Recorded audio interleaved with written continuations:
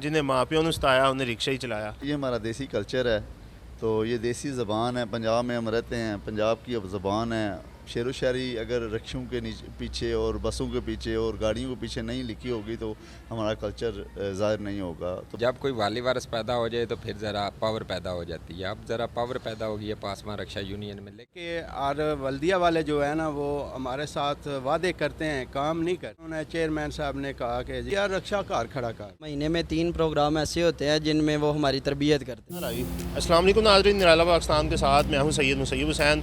नाज़रीन, इंसान की ज़िंदगी और सफ़र लाज़िम मलज़ूम है। इंसान की ज़िंदगी भी एक सफ़र है और इंसान अपनी ज़िंदगी में बहुत से सफ़र करता है। इस सफ़र में इंसान की सवारी का होना और इंसान की ज़िंदगी के सफ़र में उसके हमसफ़र का बेहतरीन होना बहुत ही ज़रूरी है। नाज़रीन, इस हवाले से एक जो सवारी रिक्शा जिसे हम कहते हैं वो गरीब के लिए आखिरी सहारा होती है और सबसे बेहतरीन जो सवारी है वो रिक्शा ही होती है।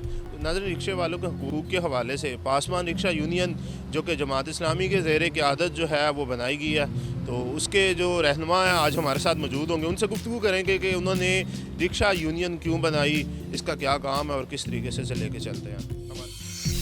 जी वकास साहब हमारे साथ मौजूद हैं। अस्सलाम वालेकुम।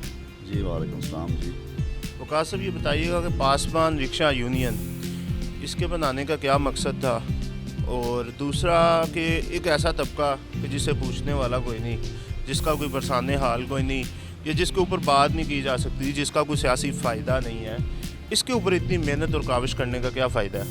बिस्मिल्लाहिर्रहमानिर्रहीम।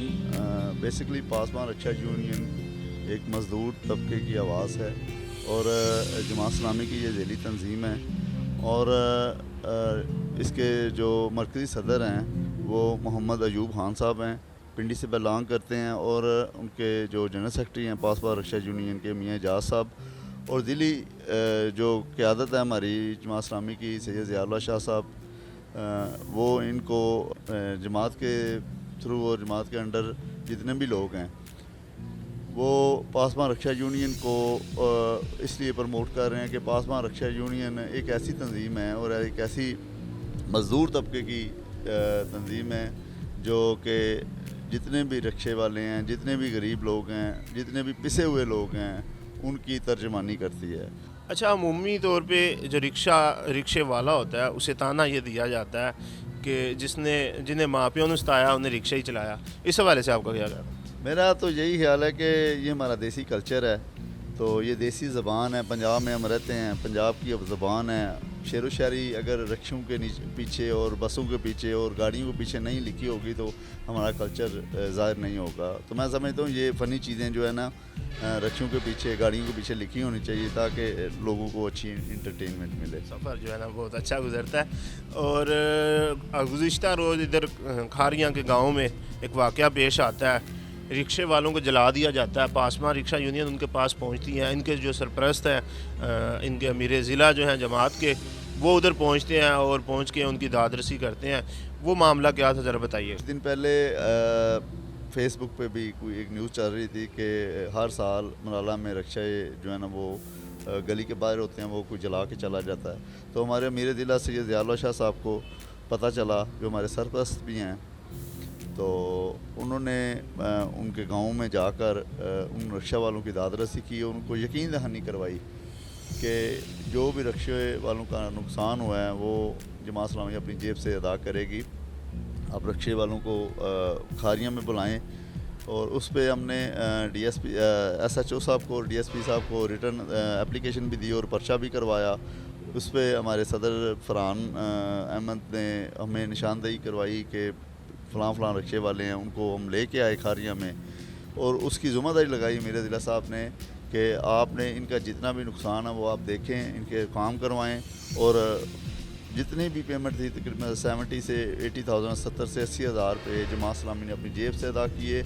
और मैं समझता हूँ कि जमात इस्लामी ही वो वाहिद जमात है जो गरीब की आवाज़ है।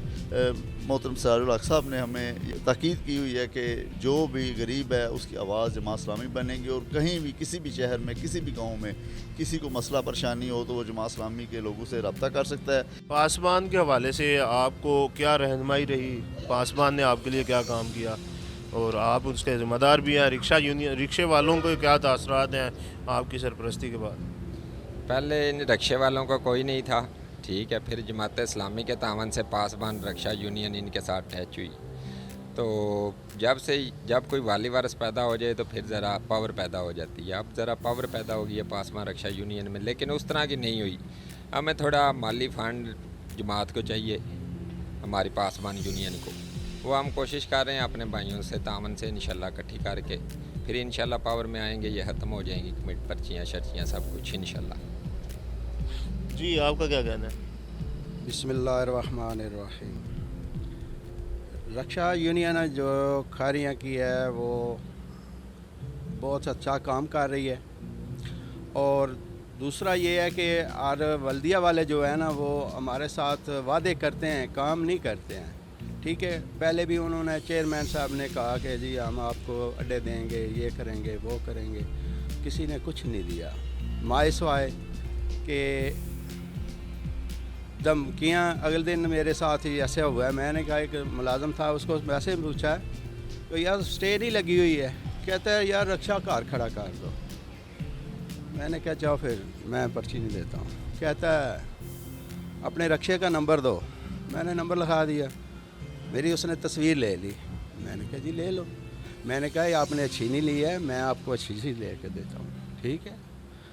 بات یہ ہے کہ وہ ایک ادارہ ہے، ادارہ جو ہے وہ ادارے کا کام ہے، وہ جو ان کا کام ہے وہ کام کرے. جو ہمارا کام ہے وہ ہم کریں گے. 10-15 روپے کی بات نہیں ہے، بات ہماری عزت ذلت کی ہے. ٹھیک ہے، یہ نہیں ہے کہ جو بھی آئے مطلب وہ ملازم ہے یا کوئی بھی ہے، ٹھیک ہے، وہ آ کے ہمارے پہ پریشر ڈالے. ہمارے میں عزت ہے اور غیرت ہے. ٹھیک ہے. ناظرین، فرحان صاحب جو کھاریاں رکشا یونین کے صدر ہیں وہ ہمارے ساتھ موجود ہیں. ان سے جانتے ہیں کہ ان کی جو یونین ہے پاسبان رکشا یونین، اس کا باڈی سٹرکچر کیسا ہے، ان کے پاس کتنے ممبرز بن چکے ہیں رکشے والے. ان سے جانتے ہیں.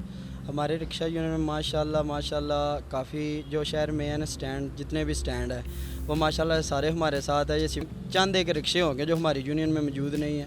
الحمدللہ کافی سارے رکشے ہیں جو شہر میں ہمارے ساتھ ہیں اور پاسبان کے ساتھ اٹیچ. اچھا فرحان بھی یہ بتائیے گا کہ جو پرچی مافیا ہے ان سے چھٹکارا دلوایا آپ کو پاسبان یونین نے، تو کیا اس کے اثرات مرتب ہوئے ہیں؟ رکشے والوں کے کیا کہنا ہے اس کے بارے میں؟ ماشاءاللہ سے آج سے 1.5 سال پہلے ہمارے رکشا یونین کافی سارے معاملات خراب تھے. یہ جو پرچی مافیا وہ بھی ہمیں تنگ کرتا تھا، موٹر وے والے بھی ہمیں بہت زیادہ تنگ کرتے تھے، جو ٹریفک پولیس ہے یہ بھی بھاری جرمانہ ہمیں کرتے تھے. اور جب سے ہم نے پاسبان یونین میں جو ہے ممبرشپ کی ہے، پاسبان یونین اختیار کیا، ہمارے معاملات کافی سارے حل ہو گئے ہیں. اور سب سے زیادہ اچھا کردار جماعت اسلامی کا ہے، جنہوں نے ہمارے ساتھ بہت اچھا تعاون کیا ہے اور ہمارے مسائل کو حل کرنے کے لیے ہمارے ساتھ وہ جو ہے چلے. جی ناظرین، نبی مہربان صلی اللہ علیہ وسلم نے فرمایا کہ ہر انسان جو ہے وہ ذمہ دار ہے، اس سے اس کی رعیت کے بارے میں پوچھا جائے گا. اور بے شک جو رکشہ ڈرائیور ہوتا ہے اس سے اس کی سواریوں کے حوالے سے پوچھا جائے گا. اس چیز کا احساس دلانے کے لیے پاسبان رکشا یونین اپنا کام سر انجام دے رہی ہے اور جماعت اسلامی اپنی سرپرستی اس کے اوپر اپنا دست شفقت رکھے ہوئے ہے. اسی کے ساتھ اپنے میزبان سید مسیب حسین کو اجازت دیں. اللہ نگہبان.